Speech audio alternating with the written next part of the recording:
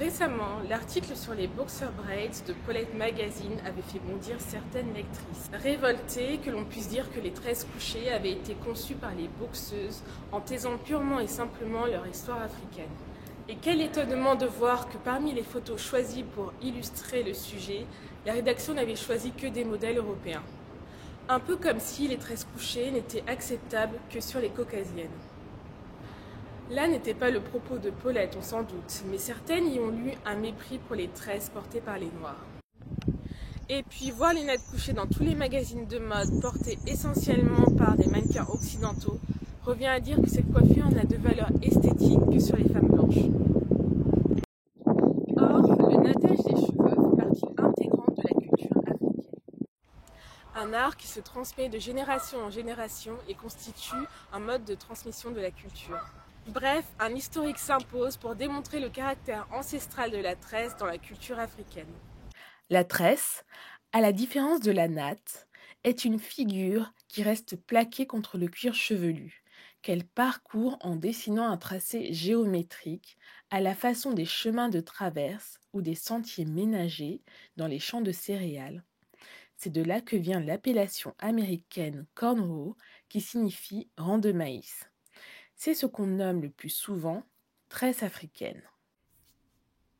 Elle se distingue en cela de la natte qui désigne exclusivement les entrelacements qui pendent du cuir chevelu et qui, il est vrai, fait partie d'autres cultures capillaires comme celle des Vikings, des Amérindiens, des Chinois. La tresse est, paraît-il, la plus ancienne coiffure de l'humanité. En effet, la Dame de Brassempouy et la Vénus de Willendorf sont deux statuettes qui datent d'environ 22 000 ans avant Jésus-Christ. Quand on observe l'art préhistorique, et en particulier les statuettes féminines appelées Vénus, datant de l'ère gravettienne, entre 29 000 et 22 000 avant notre époque, et découvertes en Europe, on est frappé par leur ressemblance aux africaines. Si aujourd'hui, la plupart des préhistoriens se sont rangés du côté de la thèse des cheveux crépus tressés, certains continuent de propager ce qualificatif de dame à la capuche pour nommer ce portrait de l'ère gravettienne. Toutes les Vénus avec des cheveux ont des cheveux crépus. C'est à partir de la vallée du Nil que ce type de coiffure tressée s'est répandu. Ce sont surtout d'abord les Nubiens, les Égyptiens et les anciens Hébreux qui adoptent une chevelure coiffée en fines dreadlocks, alors qu'une partie de la population noire préfère se raser les cheveux, notamment les prêtres égyptiens et les femmes d'origine massaï. D'autres adoptent la coiffure dite afro, ou bien encore la coiffure dite en dégradé, qui rappelle le casque de Ramsès. Par la suite, ce type de coiffure va se propager dans le reste de l'Afrique noire. La coiffure tressée montrait l'appartenance à une caste, les différents événements de la vie, lors d'un mariage ou d'un décès, ou le rang social. À l'ouest, il y avait les Peuls, Akans, Dogons, Mandingues, Yoruba, Wolof, Haoussa. Au centre, c'étaient les Mangbetu, Fang, Bamileke, les Bantous de toute l'Afrique. À l'est, les Maasai jusqu'à aujourd'hui. Les autres traces historiques concernent les premières grandes civilisations africaines, comme l'Égypte antique, où la coiffure symbolisait le rang social. Les hommes ou femmes portaient différents types de coiffures à tresses, nattes collées ou nattes simples. Elles étaient souvent ornementées de fils d'or et d'autres raffinements. À cette époque, on accordait à la chevelure un soin particulier. Huile parfumée, fleurs de lotus. Ainsi, le roi proto-dynastique Terranéter en pays Kémet, Égypte ancienne, porte les cheveux coiffés en tresses. Ce type de coiffure tressée est ensuite observé dans de nombreuses castes de la population égypto-nubienne, scribes, pharaons, artisans, femmes. Il existe une variété incroyable de tresses selon les pays africains.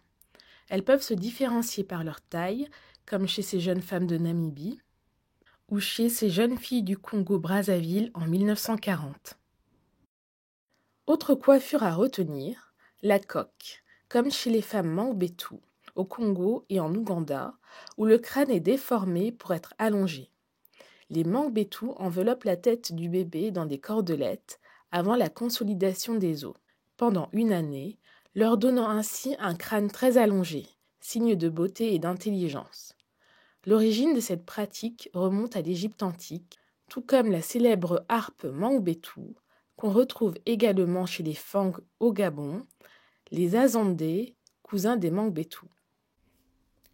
Les coiffures coniques des femmes zoulous qui ont d'ailleurs inspiré le look de Lupita. Les tresses en relief façon rock de Côte d'Ivoire. L'association de cheveux tressés en damier et prolongés par des tresses comme sur cette jeune danseuse de Brazzaville en 1940. Les tresses utilisant pour procéder l'entortillement des cheveux. Il faut également souligner le degré de complexité des tresses, avec souvent des ornementations, qui va contre l'idée reçue que les tresses africaines ont uniquement un prétexte pratique. Il y a un art véritable du tressage en Afrique. Voici des exemples de coiffures très élaborées, comme sur cette jeune fille peule au Soudan, au début du siècle, avec des coquillages et coraux en guise d'ornementation. Ou sur cette jeune fille du Sénégal en 1884. Chez ces jeunes filles de Guinée, la complexité de la coiffure contraste superbement avec la mise simple des jeunes filles. Regardez également cette jeune fille marocaine en 1937. Penchons-nous à présent sur la façon dont ces coiffures africaines influencent les coiffures d'aujourd'hui, y compris chez les femmes de type caucasien. À voir, cette coiffure d'une jeune fille d'Érythrée prise dans les années 30. On constate à quel point Baudérec n'a pas inventé ses tresses couchées, mais s'est inspiré de ce genre de coiffure ancestrale. Le chignon de Sarah Michelle Gellar ne vous rappelle pas cette jeune fille Wolof du Sénégal ? Ajoutons que l'engouement sur les tresses ne date pas d'aujourd'hui. Voici l'exemple de Marlène Dietrich et Elizabeth Taylor. Les tresses afro ont récemment été mises à l'honneur par l'artiste américaine Shani Crow avec Braids. Une série de portraits photographiques et vidéos qui soulignent la dimension belle et profonde du tressage des cheveux. Une discipline que Shani Crow considère comme un art à part entière. Une façon pour l'artiste d'honorer son identité culturelle. Pour réaliser ses œuvres, Shani Crow s'inspire du style de tressage des femmes afro-américaines dans les années 60, ainsi que des tresses existantes sur chaque région du continent africain. Une belle initiative que l'on aimerait voir épousée plus souvent par des mannequins et des célébrités noires qui préfèrent des tissages ou des défrisages. Notons quand même la démarche de Beyoncé qui avait opté pour des tresses africaines à plusieurs occasions, à ses débuts lors des Destiny's Child et plus récemment lors du premier anniversaire de sa fille Blue Ivy. Jada Pinkett Smith, Ciara ou encore Alicia Keys avaient arboré des nattes couchées sur les tapis rouges, mais il est vrai que cela reste exceptionnel.